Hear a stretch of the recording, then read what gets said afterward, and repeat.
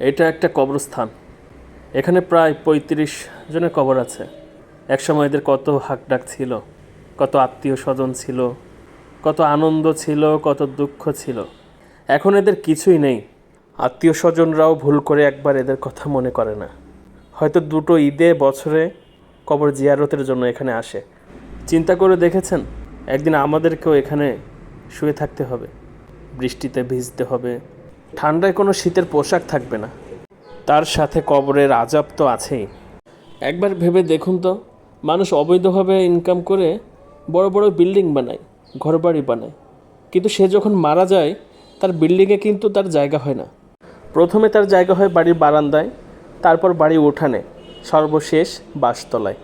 এই সেই বাসতলা, যেখানে একদিন আমাদের সবাইকে শুয়ে থাকতে হবে, ঘুমিয়ে থাকতে হবে, চিরনিদ্রায় শায়িত হতে হবে।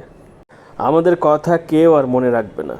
বাবা বলেন, ভাই বলেন, বোন বলেন, স্ত্রী বলেন, বন্ধু বলেন, হয়তো মাসখানেক, বছরখানেক মানুষ মনে রাখবে আপনাকে।